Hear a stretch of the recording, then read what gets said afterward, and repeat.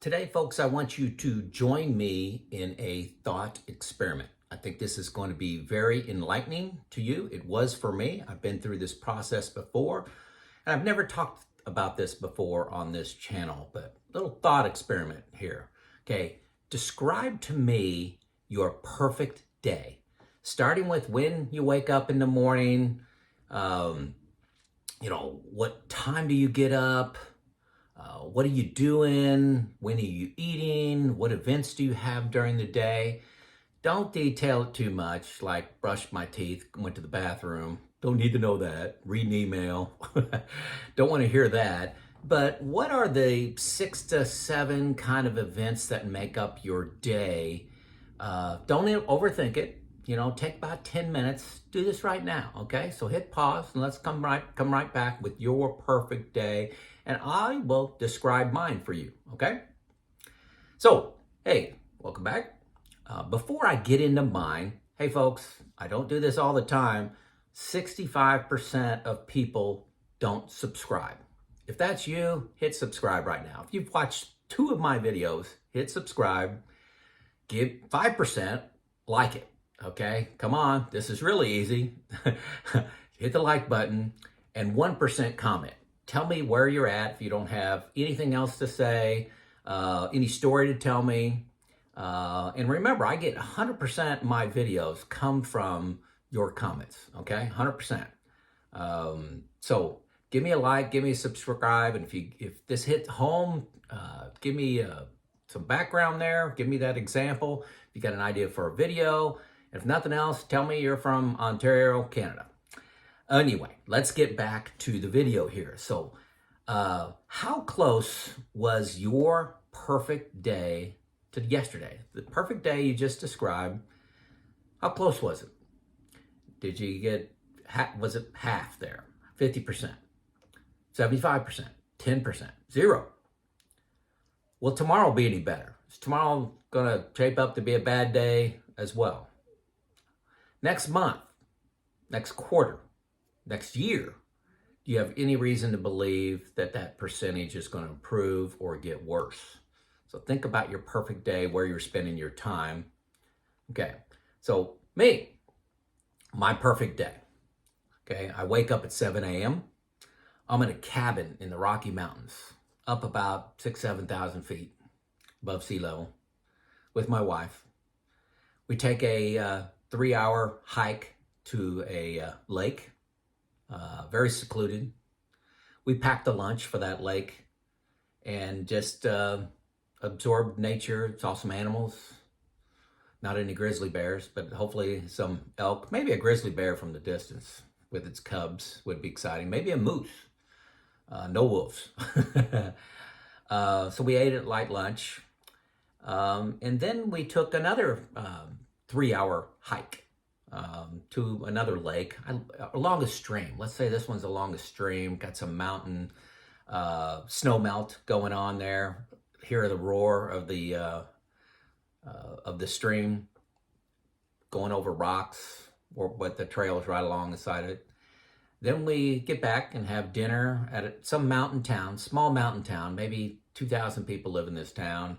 We're eating outside, eating whatever, just absorbing the view and the people and just the peace of mountain life.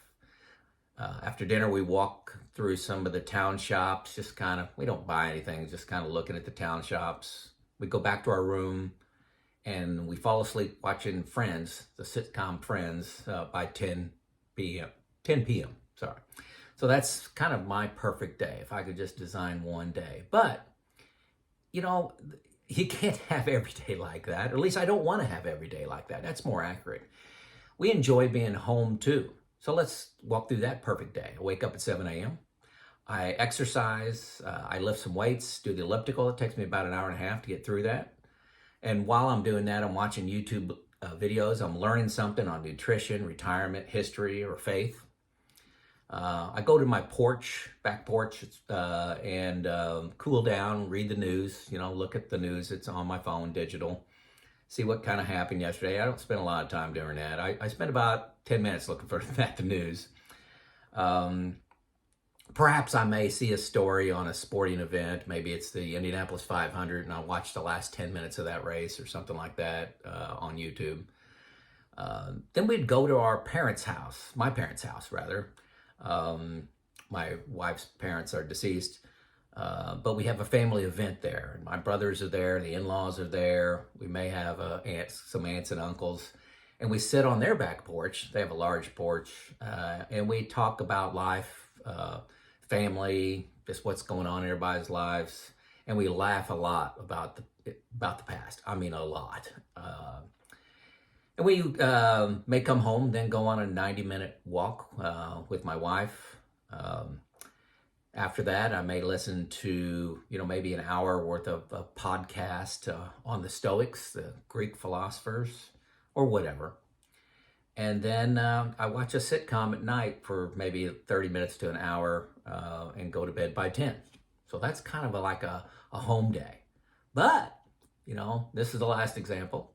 We're not always with family and friends, and we still like to be home. So I exercise, have to cool down, just like I talked before. And I may have a coaching session with a plant manager or maintenance manager or somebody that's thinking about retirement. Have a light lunch on the back porch with my wife. I like porches, if you can't figure that out. And being outside with nature and life.